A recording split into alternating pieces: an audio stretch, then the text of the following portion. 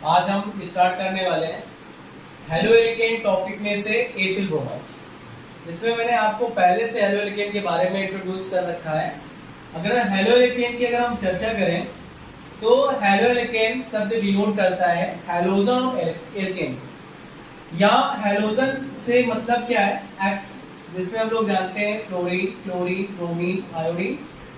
और एल्केन से मतलब क्या है? सभी प्रकार के एल्केन्स इसमें, जैसे कि आपका एल्केन होता है methane CH4, ethane C2H6, propane C3H8। Halo alkane जो शब्द है वो शब्द एल्किल हैलाइड को डिनोट करता है, और एल्किल हैलाइड को जब हम IUPAC नेम में कन्वर्ट करते हैं तो नाम हेलो एल्केन के नाम से संबोधित किया जाता है। हैलोजन प्लस एल्केन, जैसे ही हैलोजन एल्केन से रिएक्ट होता है तो हेलो एल्केन बनाता है। उसी का एक एग्जांपल है एथिल ब्रोमाइड। तो आज की क्लास में हम आपको एथिल ब्रोमाइड के विषय में डिस्कस करने वाले हैं।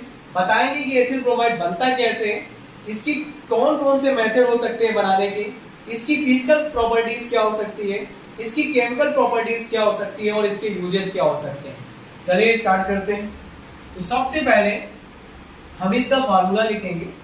एथिल ब्रोमाइड का फार्मूला होता है C2H5Br। IUPAC में इसको हम लोग बोलते हैं ब्रोमोइथेन। क्या बोलते हैं? ब्रोमोइथेन। ब्रोमोइथेन। Br का मतलब हुआ ब्रोमो, 2 कार्बन का मतलब एथ, सिंगल बॉन्ड इसमें छिपा होता है तो एन, तो नाम होगा bromoethane. It's IUPAC name is bromoethane. अब इसके बनाने के कौन कौन से मेथड है उनको देख लेते हैं। मेथड नंबर 1, सबसे पहले जब नाम ही एथेन है तो ये एथेन का डेरिवेटिव है, ये इथेन का व्युत्पन्न है, एथेन से बनाया गया, तभी इसमें नाम इंक्लूड है ब्रोमो इथेन। तो हम लोग क्या करेंगे, हम एथेन द्वारा सबसे पहले बनाएंगे। एथेन द्वारा क्या बनाने जा रहे हैं? Ethyl bromide. तो एथेन द्वारा एथिल ब्रोमाइड हम कैसे बनाते हैं इसको देखने वाले हैं। एथेन का फार्मूला इसके लिए पता होना चाहिए। एथेन का फार्मूला होता है C2H6। C2H6 इसको हम बनाते कैसे हैं? हम लोग एक जनरल फार्मूला जानते हैं एल्केन का। एल्केन का जनरल फार्मूला होता है CnH2n+2। जब इस जनरल फार्मूले में n की वैल्यू 2 रखी जाती है तो ये सूत्र बनके तैयार होता है C2H6। This is ethane. अब हमें बनाना है एथिल ब्रोमाइड, तो हम लोग क्या करेंगे, हैलोजन से रिएक्ट करेंगे। अब ब्रोमाइड है तो स्वाभाविक है कि ब्रोमीन वाला हैलोजन लेंगे, तो Br2 लेंगे। यहाँ पे Br2 Cl2 F2 I2 लिखने का रीजन ये है कि ये सभी एटम्स जितने भी एटॉमिक होते हैं, जितने भी एटम्स होते हैं वो सभी डाई एटॉमिक होते हैं, द्विपरमाणविक होते हैं। हमेशा ये Br2 Cl2 I2 F2 लिखा जाता है। आप लोगों ने देखा होगा कभी नॉर्मली Cl से रिएक्ट नहीं किया जाता, नॉर्मली Br से रिएक्ट नहीं किया जाता, नॉर्मली I से रिएक्ट नहीं किया जाता। हम हमेशा इसको क्या करेंगे, रिएक्ट करेंगे, रिएक्शन करेंगे तो डाई एटॉमिक रखेंगे। डाई एटॉमिक का मतलब होता है इसके 2 एटम लेके चलते हैं। पहली बात, यहाँ पर जो एल्केन है वो इथेन है, और जितने भी एल्केन्स होते हैं वो सभी के सभी सैचुरेटेड हाइड्रोकार्बन होते हैं। सैचुरेटेड हाइड्रोकार्बन बोले तो संतृप्त हाइड्रोकार्बन। और इसका कॉन्सेप्ट होता है जितने भी संतृप्त हाइड्रोकार्बन होते हैं वे सभी प्रतिस्थापन अभिक्रिया प्रदर्शित करते हैं, सब्स्टिट्यूशन रिएक्शन प्रदर्शित करते हैं, और जितने भी असंतृप्त हाइड्रोकार्बन होते हैं वे सभी योग अभिक्रिया एडिशन रिएक्शन जुड़ने का गुण रखते हैं। जो डबल बॉन्ड और ट्रिपल बॉन्ड वाले होते हैं वो जुड़ने का गुण रखते हैं, और सिंगल बॉन्ड वाले क्या होते हैं, प्रतिस्थापित होने का गुण रखते हैं। तो ये इसकी पहली प्रॉपर्टीज है। तो ये एल्केन है, सिंगल बॉन्ड वाला है, तो ये प्रतिस्थापन अभिक्रिया प्रदर्शित करेगा। और प्रतिस्थापन क्या होगा, यहाँ से हाइड्रोजन ब्रोमीन को प्रतिस्थापित करके बनाने वाला क्या है, HBr, या फिर ब्रोमीन ने इसके हाइड्रोजन को प्रतिस्थापित किया, HBr बना। तो आप ही बताएं, जब यहाँ पे हम एक H प्रतिस्थापित होके बाहर जाएगा तो यहाँ 6 नहीं बचेंगे, 5 बचेंगे, और एक Br इसमें इंक्लूड होगा तो बन जाएगा C2H5Br। This is ethyl bromide. और IUPAC नाम से बोले तो इसका IUPAC नाम होगा ब्रोमो इथेन। ये पहला मेथड हो गया। अब हम लोग यहाँ पे सीखने वाले हैं, पहले मैंने सिंगल बॉन्ड से सीखा, अब हम लोग क्या सीखेंगे, डबल बॉन्ड से कैसे बनाते हैं। तो डबल बॉन्ड में हम लोग लेने वाले हैं एथिलीन। क्या लेने वाले हैं? एथिलीन। एथिलीन से कैसे एथिल ब्रोमाइड बनता है? तो बाई एथिलीन हम कैसे बनाएंगे? एथिलीन का फार्मूला होता है C2H4 और C2H4 को हम लोग लिख सकते हैं CH2 डबल बॉन्ड CH2। मैंने अभी आपको बता रखा है कि जितने सिंगल बॉन्ड वाले होते हैं वे सभी प्रतिस्थापित होते हैं और जो डबल बॉन्ड वाले होते हैं वो सभी जुड़ने के गुण रखते हैं। और जैसे ये जुड़ेगा तो किससे हम जोड़ेंगे? HX द्वारा जोड़ते हैं और HX में क्योंकि मुझे Br बनाना है तो X के प्लेस में Br लेंगे, HBr। इसमें एक हाइड्रोजन एटम इसमें जुड़ जाएगा और एक ब्रोमीन का एटम इसमें जुड़ जाएगा और बॉन्ड डबल से क्या हो जाएगा? सिंगल। यहाँ पर बन जाएगा CH2 में H जोड़ेंगे तो बनेगा CH3, डबल बॉन्ड से हो जाएगा सिंगल बॉन्ड, CH2 और Br मिलके बनेगा CH2Br। और इसको देखिए सेम है C2H5Br। This is also ethyl bromide. तो ये आपके दो मेथड है, पहले आप इसको नोट कर लीजिए, फिर मैं आपको अल्कोहल से बनाने का तरीका सिखाता हूँ कि बाई अल्कोहल कैसे बना सकते हैं, इसका भी मेथड सीखेंगे और इसके बारे में भी प्रॉपर्टीज कुछ पढ़ेंगे। तो अभी फिलहाल इसको नोट कर लीजिए आप।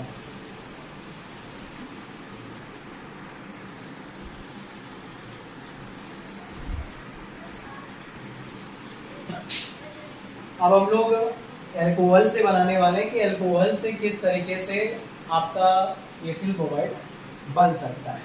चलिए भाई अल्कोहल से बनाने का तरीका सीखते हैं। तो इसके बहुत सारे तरीके हैं अल्कोहल से बनाने का। हमें बनाना क्या है? यहाँ पे हमें बनाना है C2H5Br, राइट? This is ब्रोमोएथेन। अब भाई अल्कोहल कैसे बनता है? इसके बहुत सारे मेथड है, जिसमें एक मेथड में पहला आपको पढ़ाने वाला हूँ एथिल या एथाइल। एथाइल अल्कोहल की HBr से क्रिया। अब कहोगे सर एथाइल अल्कोहल होता क्या है? तो ये आपके लिए कोई न्यू वर्ड नहीं है। एथाइल की बात करें तो एथाइल से आप ऑलरेडी परिचित हो, ऑलरेडी इंट्रोड्यूस हो। एथाइल होता क्या है? C2H5 और अल्कोहल क्या होता है? OH। और ये रिएक्शन करने जा रहा है HBr से। मैं आपको एक कॉन्सेप्ट पढ़ा चुका हूँ, कहीं पर H मिल जाए और कहीं पर OH, तो H और OH मिलके क्या बनने वाला है? H2। क्या बनने वाला है? H2। यहाँ पर बन जाएगा C2H5Br प्लस H2। ये पहला मेथड है अल्कोहल से बनाने का, इसको नोट कर सकते हैं। फिर इसके बाद में हम दूसरा मेथड देखते हैं अल्कोहल से बनाने का। ये दूसरा मेथड क्या है? ये कॉन्सेप्ट वाले नीट के पेपर में इस बार पूछे गए थे, जो अभी नीट का पेपर हुआ है। आप उठा के देख लीजिए, अगर आप कोई भी एग्जाम की तैयारी कर रहे हो नीट से संबंधित या IIT से संबंधित, तो आप उठा के पेपर देखिए कि जो इनके एंट्रेंस एग्जाम हुए तो ये वाले क्वेश्चन आते हैं कि सर जी बेवकूफ बनाते हैं। इसमें क्या है?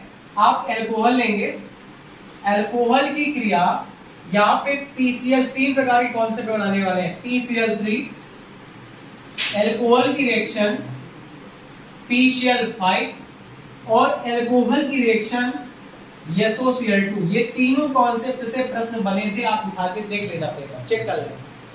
PCl3 जहां होगा वहां कॉन्सेप्ट है H3PO3 बनेगा, कोई रोक नहीं सकता। PCl5 है POCl3 और HCl बनेगा, कोई रोक नहीं सकता। SOCl2 है, कॉन्सेप्ट है SO2 और HCl बनेगा, कोई रोक नहीं सकता। इसके बाद में PCl3, PCl5 एंड SOCl2। तो PCl3 का कॉन्सेप्ट है H3PO3, PCl5 का कॉन्सेप्ट है POCl3 और HCl, और SOCl2 का कॉन्सेप्ट है SO2 और HCl। ये याद रखिएगा। लेकिन हाँ, यहाँ पर आप कहोगे सर यहाँ तो Br है, यहाँ पे आप Cl ले रहे हैं, तो मैं कॉन्सेप्ट समझाने के लिए बस केवल बता रहा हूँ कि अगर Cl PCl3 का फॉर्म है, अब Cl की जगह आपका Br3 भी हो सकता है, PBr3 लिख सकते हो। PCl5 की जगह आप PBr5 लिख सकते हो और SOCl2 की जगह आप लोग क्या लिख सकते हो? SOBr2। जैसे H3PO3 इसमें निकला है वैसे H3PO3 यहाँ पे भी बनेगा, कोई डाउट नहीं है। इसमें POCl3 बना था तो यहाँ पे बन जाएगा POBr3 और HBr। इसमें SO2 और HCl बना था तो यहाँ HCl की जगह बस Br लगा देना, यहाँ बन जाएगा HBr, राइट? अब ये कॉन्सेप्ट अगर तैयार है तो हम रिएक्शन को आसानी से कर सकते हैं। देखिए ध्यान से, यहाँ H3O3 H3 O3 का मतलब ये हुआ कि यहाँ पर O और H है, OH है लेकिन 3 नहीं, वहां निकला H3PO3 और यहाँ OH है। अब 3 नहीं है तो आप थोड़ा सा भी अगर कॉमन सेंस लगाओ तो यहाँ 3 का मल्टीप्लाई करो, 3 O 3H की व्यवस्था हो गई और एक P भी हो गया, तो बन गया 3 OH और एक P निकल गया H3PO3 निकल गया। देखो ध्यान से 3 C2H5 और 3 Br मिलके क्या बन गए 3 C2H5Br। ये टॉपिक यही बनाना था, बन के तैयार। दूसरा POBr3 और HBr जो निकल गया उसमें अंडरलाइन करो। P निकल गया, O निकल गया, Br3 निकल गया, H निकल गया, एक Br और निकल गया, टोटल 5 Br निकल रहा है, 4 Br 4 Br, तो बचे कितने Br? एक Br और एक C2H5 मिलके बन जाएगा C2H5Br। समझ में आई रिएक्शन? अब इसमें आते हैं SO और O2 में। ये क्या है? SO2 नहीं है, SO2 निकल रहा है इसमें। H एंड Br में ये HBr, ध्यान से देखा जाए एक Br और एक C2H5 मिलकर क्या बन गया C2H5Br।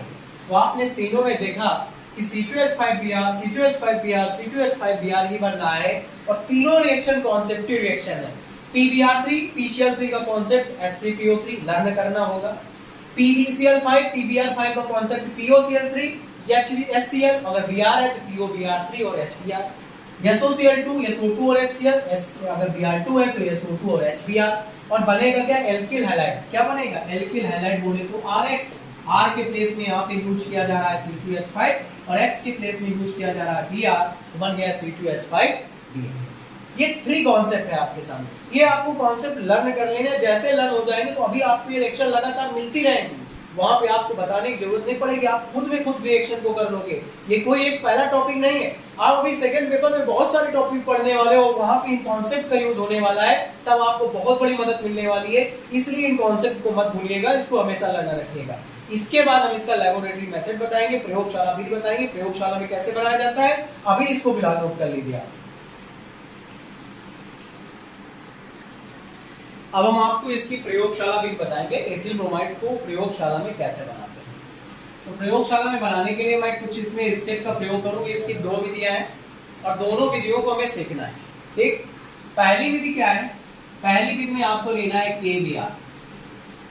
KBr बोले तो पोटेशियम ब्रोमाइड। मैं चाहता तो मैं इस सेक्शन को एक स्टेप में खत्म करके आपको समझा देता, लेकिन मैं एक स्टेप में नहीं खत्म करूंगा क्योंकि अधूरा knowledge, little knowledge makes dangerous. मतलब आपको एक अधूरा ज्ञान कहीं ना कहीं खतरे में डाल सकता है। हम वो नहीं करना चाहते कि आपको अधूरा ज्ञान शेयर करें फिर बाद में सर ये तो बात बताएंगे कि KBr इसकी रिएक्शन होने वाली है H2SO4 से, और मालूम है हम लोग यहाँ क्या करेंगे, H2SO4 को तोड़ के लिखेंगे H and HSO4। और सीधी सीधी बात है कि H और Br है तो HBr पक्का निकलेगा और यहाँ बचेगा क्या? KHSO4 potassium hydrogen sulphate, potassium bisulphate. अब हम लोग लेंगे एथिल अल्कोहल, एथिल अल्कोहल लिया, यहां पे क्या बना हुआ है? HBr।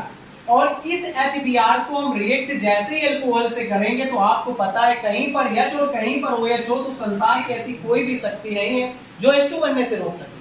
तो यहां मालूम है बचेगा क्या? C2H5Br plus H2O।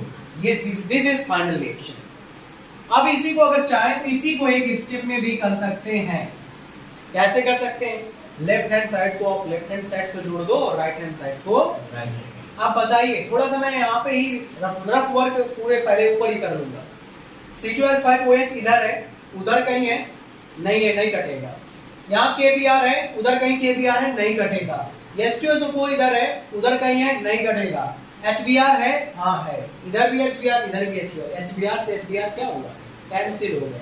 अब इसके अलावा कोई पद नहीं कट रहा, कोई स्टेप नहीं कट रहा, तो कोई नहीं कट रहा तो जो बचा है उसको नोट कर लेते। सबसे पहले तो आप एल्कोहल वाला पार्ट नोट करो, C2H5OH ये कट चुका है, इस पे आप ध्यान न दो। ये है KBr, बेटा इसको पूरा मिला के लिखो, क्या लिखोगे? H2SO4, इधर देखो क्या है मेन वाला C2H5Br, ये कट नहीं कटा, ये कट चुका है, ये बचा है, क्या है ये? KHSO4 और प्लस H2। तो प्रयोगशाला में एथिल ब्रोमाइड, भाषा की मैं बात बता रहा हूँ, प्रयोगशाला में क्या बनाने के लिए? एथिल ब्रोमाइड बनाने के लिए। मैं भाषा आपको आपके लिए दे रहा हूँ। प्रयोगशाला में क्या बनाने के लिए? एथिल ब्रोमाइड बनाने के लिए। किसको? एथिल अल्कोहल को। एथिल अल्कोहल को किसके साथ? Potassium bromide. किसके साथ बेटा? Potassium bromide. और किसके साथ बेटा? सल्फ्यूरिक अम्ल के साथ। सल्फ्यूरिक अम्ल के साथ गर्म कर देते हैं। प्रयोगशाला में एथिल ब्रोमाइड बनाने के लिए एथिल अल्कोहल को पोटेशियम ब्रोमाइड और सल्फ्यूरिक अम्ल के साथ गर्म कर देते हैं, जिससे क्या बन के तैयार हो जाता है? Ethyl bromide. तो भाषा आप लोग लिख सकते हो, उम्मीद करते हैं आप लोग लिख लोगे। एक दूसरा मेथड है, मैं उसको बताने जा रहा हूं, तब तक आप इसको नोट कर लें।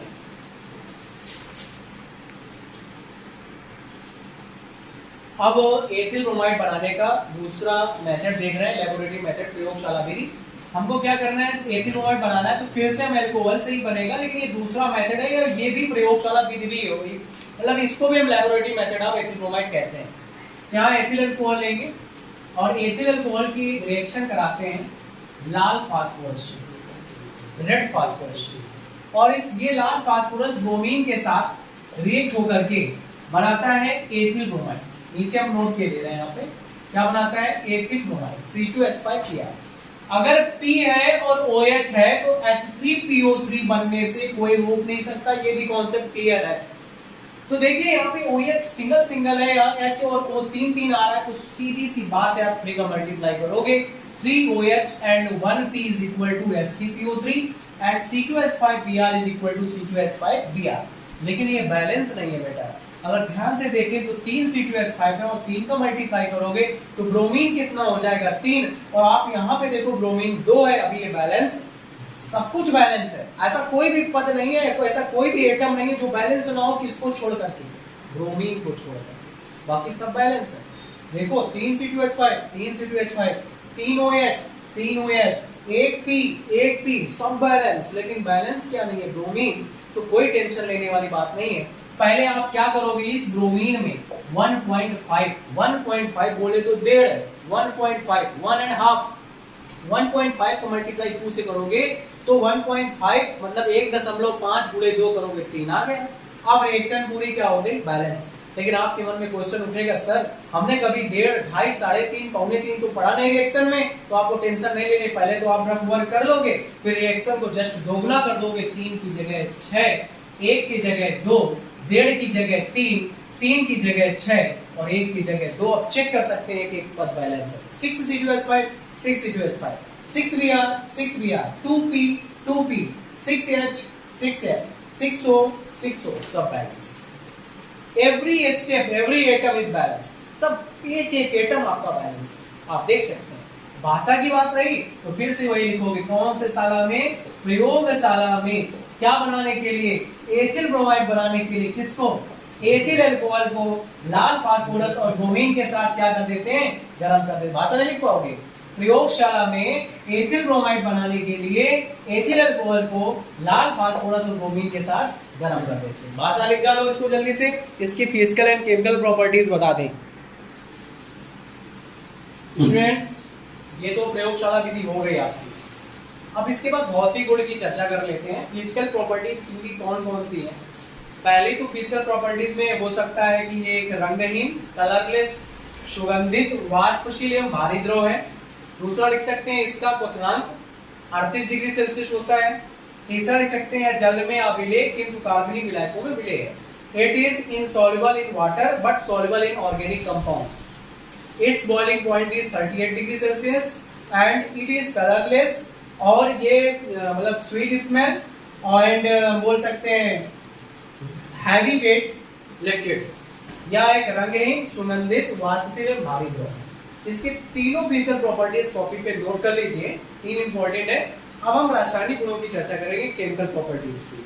उम्मीद करते हैं आप लोगों ने नोट कर लिया होगा। रासायनिक गुणों में सबसे पहला रासायनिक गुण आपके पेपर में जो प्रायः पूछा जाता है, एक तो आता है कि जलीय KOH और जलीय NaOH से रिएक्शन कैसे करते हैं, या फिर एल्कोहलिक KOH एल्कोहलिक NaOH से रिएक्शन कैसे करते हैं। दोनों की अलग अलग रिएक्शंस होती हैं, ठीक है। तो जैसे सबसे पहले हम लोग यहाँ रिएक्शन करने वाले हैं जलीय NaOH से क्रिया। दो प्रकार का होता है। जलीय का मतलब होता है aqueous NaOH, right. Aqueous NaOH से रिएक्शन कैसे करेंगे, तो हम लोग लेंगे, टॉपिक चल रहा है एथिल ब्रोमाइड C2H5Br, और इसकी रिएक्शन कराएंगे। नोट करते चलिए क्योंकि ये बहुत इजी है, तो इसमें आपको वेट नहीं करना, आप नोट करते चले साथ में। तो ये जलीय NaOH है। जलीय NaOH में होगा क्या, सिंपल रिएक्शन होती है कि Na और Br मिलके क्या निकलेगा, NaBr और C2H5OH बनके क्या बन जाएगा, C2H5OH प्लस NaBr। ये सिंपल रिएक्शन है। अब इसी में पेपर में ध्यान रखिएगा, मान लो कह दे एल्कोहलिक आप NaOH से रिएक्शन करके दिखाइए, तो एल्कोहलिक में एक चीज डिस्टर्ब हो जाती है। टॉपिक एथिल ब्रोमाइड है, आप एल्कोहलिक NaOH लोगे, मालूम है इसमें स्टर में क्या होने वाला है कि स्टर में सबसे पहले NaBr तो बनेगा, इसको कोई रोक नहीं पाएगा, लेकिन C2H5 का हाइड्रोजन बॉन्ड टूट जाता है, और जैसे 5 से एक H और एक OH टूटेगा, H और OH मिलके मालूम है क्या बनेगा, H2O, और जैसे इससे एक H कम होगा तो बन जाएगा C2H4, और C2H4 को कौन सी गैस कहते हैं, एथिलीन गैस कहते हैं। कौन सी गैस कहते हैं, एथिलीन गैस कहते हैं। तो ये इन दोनों में देखो, जलीय NaOH में क्या हुआ, NaBr निकल गया, और एल्कोहलिक में क्या हुआ, इससे HOH मिलके H2O टूट गया। ये दो रिएक्शन हो गई, ठीक है। अब हम तीसरी रिएक्शन की बात करेंगे। इसमें एक है धातु एथॉक्साइड से रिएक्शन, मतलब मेटल एल्कोक्साइड से रिएक्शन। मेटल एल्कोक्साइड में हम यहाँ रिएक्शन कराने वाले हैं सोडियम इथॉक्साइड से रिएक्शन। सोडियम इथॉक्साइड से रिएक्शन स्टूडेंट्स, सोडियम इथॉक्साइड क्या होता है, सोडियम इथॉक्साइड होता है NaOC2H5। क्या रिएक्शन होगी, C2H5Br प्लस NaOC2H5। इस अभिक्रिया का विशेष नाम है, जो कि पेपर में नाम से अभिक्रिया नेमिंग रिएक्शन आती है, विलियमसन सिंथेसिस रिएक्शन, विलियमसन संश्लेषण अभिक्रिया। ये कोई दूसरी अभिक्रिया नहीं, ये वही अभिक्रिया है जो आप इस समय पढ़ने जा रहे हो, विलियमसन संश्लेषण अभिक्रिया। सोडियम इथॉक्साइड से कराते हैं। यहाँ सोडियम इथॉक्साइड का सोडियम एथिल ब्रोमाइड का ब्रोमीन Na और Br मिलके बनाता है NaBr, और बचता क्या है, C2H5OC2H5, और इसको कहते हैं डाई एथिल ईथर। ईथर में आपको पढ़ाया जाएगा टॉपिक फिर से, लेकिन यहाँ पर पढ़ लीजिए डाई एथिल ईथर। ईथर की पहचान ROR होती है, इसको नोट कर लीजिए। इसके बाद में आपको दूसरी रिएक्शन पढ़ा रहे हैं, ये तो हो गई विलियमसन सिंथेसिस रिएक्शन। अब इसके बाद में आपको पढ़ाएंगे सिल्वर साइनाइड और पोटेशियम साइनाइड से क्रिया। अब स्टूडेंट्स हम आगे आपको बताने वाले सिल्वर साइनाइड और सोडियम साइनाइड के साथ रिएक्शन। तो सबसे पहले सिल्वर साइनाइड के साथ रिएक्शन देख लेते हैं, AgCN से क्रिया। अब AgCN से क्रिया होनी है तो आपको टॉपिक चल रहा है एथिल ब्रोमाइड, तो आप लिखोगे ethyl bromide C2H5Br plus AgCN। AgCN में से क्या होगा, Ag और Br मिलके बनेगा AgBr, तो यहां बन जाएगा C2H5Cn प्लस AgBr।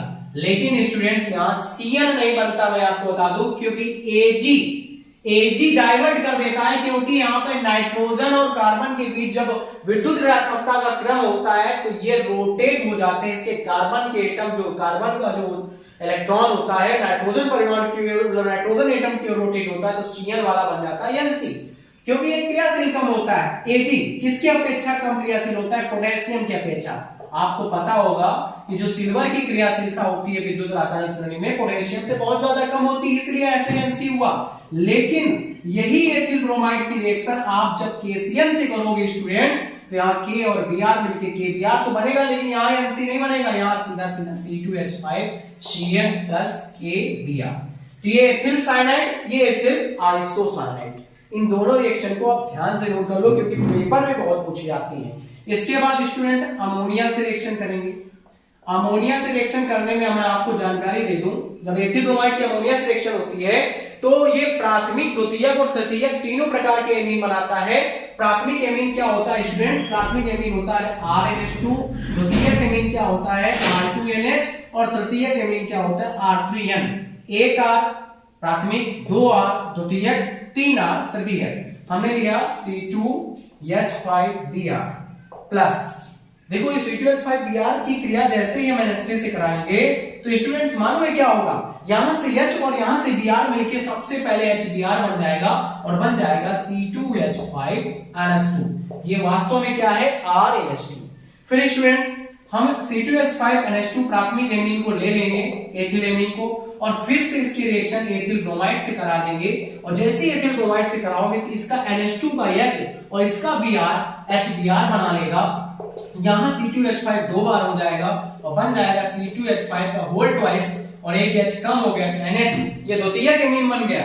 अब द्वितीयक एमीन को स्टूडेंट्स लेना है और द्वितीयक एमीन को हम लोग रिएक्ट कराएंगे C2H5Br के साथ में, और जैसे ही H और Br इससे निकलेगा स्टूडेंट्स तो HBr बनेगा।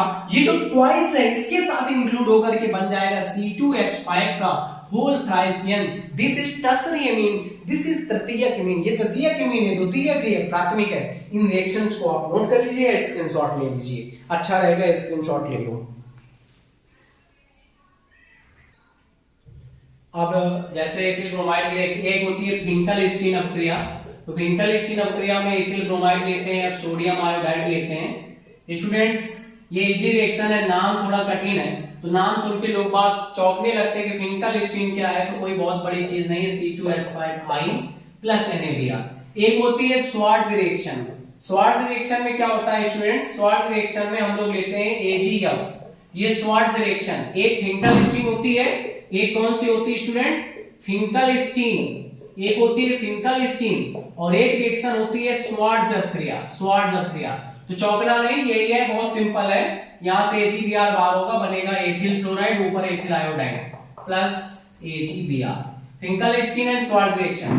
तीसरी स्टूडेंट्स एक नाम से बहुत आती है पेपर में, वुड्स रिएक्शन। आप बताओ वुड्स रिएक्शन, तो वुड्स रिएक्शन क्या है, बहुत ही इजी है, ऊपर वाले एसीटोन की उपस्थिति में रिएक्शन होती है, कैटालिस्ट लिख लीजिएगा। वुड्स रिएक्शन में क्या करते हैं, दो एल्किल हैलाइड लेते हैं और दो सोडियम एटम लेते हैं, 2Na and 2C2H5Br बनेगा C4H10 प्लस 2NaBr। ध्यान रहे ये रिएक्शन शुष्क ईथर की उपस्थिति में होती है, ड्राई ईथर की उपस्थिति में।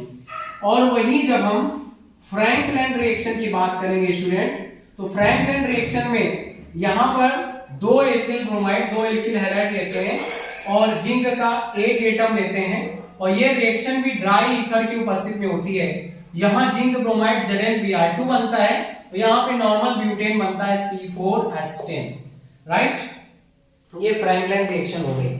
अब फ्रैंकलैंड के बाद में जैसे हम यहां पे दिखा सकते हैं सिल्वर एसीटेट से क्रिया, आप सिल्वर एसीटेट के साथ में भी रिएक्शन को दिखा सकते हो। आप कहोगे सर सिल्वर एसीटेट होता है CH3COOAg। इसी के साथ अगर रिएक्शन दिखाना हो तो आप दिखा सकते हो CH3COOAg प्लस C2H5Br। अब आपको पता होना चाहिए स्टूडेंट्स, यहां से Ag और यहां से Br क्या बनने वाला है, AgBr, तो बचेगा क्या, CH3COOC2H5 एथिल एसीटेट। और आपको पता होगा एथिल एसीटेट एक एस्टर होता है, ये एस्टर होता है, नोट कर लें। सोडियम नाइट्रेट के साथ में भी रिएक्शन कर सकते हैं, सोडियम नाइट्रेट। आप कहोगे सर सोडियम नाइट्रेट का फार्मूला, तो ये भी आपको पता है, सोडियम नाइट्रेट होता है NaNO3। तो यहां पर लेंगे C2H5Br प्लस NaNO3। अब NaNO3 के साथ रिएक्शन होगा तो यहां से NaBr बाहर हो जाएगा, बन जाएगा C2H5ONO2 प्लस NaBr। नोट कर ले स्टूडेंट्स। इसके बाद इसके यूजेस देखना, यूजेस कौन कौन से हैं। जैसे कुछ रिएक्शन है ग्रिग्नार्ड विकर्मक वाली, जैसे यहाँ ग्रिग्नार्ड विकर्मक बन सकता है, आप मैग्नीशियम के साथ रिएक्शन करा दो तो ग्रिग्नार्ड विकर्मक बन जाता है। तो C2H5Br प्लस Mg ये जुड़ करके बनाता है C2H5MgBr। ये स्टूडेंट्स ग्रिग्नार्ड विकर्मक होता है, आप इसको लिख लीजिए। और ये भी ड्राई ईथर की प्रेजेंस में ही रिएक्शन होती है, ये ग्रिग्नार्ड अभिकर्मक है। RMgX को ग्रिग्नार्ड अभिकर्मक कहते हैं, ग्रिग्नार्ड अभिकर्मक कहते हैं। और इसमें एक रिएक्शन और हो सकती है स्टूडेंट्स, जैसे आप लोगों ने पढ़ी होगी 11th में फ्रीडल क्राफ्ट अपक्रिया। स्टूडेंट्स फ्रीडल क्राफ्ट अपक्रिया में क्या करते हैं, स्टूडेंट्स फ्रीडल क्राफ्ट अपक्रिया में बेंजीन लेते हैं और बेंजीन की रिएक्शन आपको एथिल ब्रोमाइड से करानी है। और फ्रीडल क्राफ्ट अपक्रिया में जो कैटालिस्ट होता है वो मेन है निर्जल एल्युमिनियम क्लोराइड। यहां से स्टूडेंट H और Br निकल जाता है और एथिल बेंजीन बन जाती है। क्या बन जाती है? एथिल बेंजीन बन जाती है। इस रिएक्शन को फ्रीडल क्राफ्ट रिएक्शन कहते हैं। और इसी में आप अपचयन भी दिखा सकते हो। स्टूडेंट्स, अपचयन कराने के लिए हमें 2H की जरूरत पड़ती है। तो यहां लिखेंगे C2H5Br प्लस 2H, तो यहां HBr बन जाएगा और बन जाएगा C2H6 प्लस HBr। अब इसके बाद उपयोग की रही बात, तो उपयोग आपको रटना नहीं है, उपयोग खामखा आपको खुद तैयार हो जाते हैं। बधाई दे रहा हूं, नोट करो। प्रयोगशाला में विकर्मक के रूप में, कार्बनिक यौगिकों के संश्लेषण में, स्थायी निश्चेतक के रूप में, औषधियों के निर्माण में, दवाओं के निर्माण में, ये सब आप लिख सकते हो फ्रीडल क्राफ्ट प्रक्रिया में। ये इसके उपयोग हो गए। तो आज के वीडियो में स्टूडेंट्स इतना ही। अगला वीडियो हम क्लोरोफॉर्म टॉपिक के साथ लेकर आएंगे, topic by topic SN1 SN2 reaction के साथ में आएंगे। तो बने रहिएगा, ज्यादा से ज्यादा वीडियो को शेयर करिएगा, सब्सक्राइब करिएगा। Thank you student, thank you for watching. मिलते हैं नेक्स्ट वीडियो में।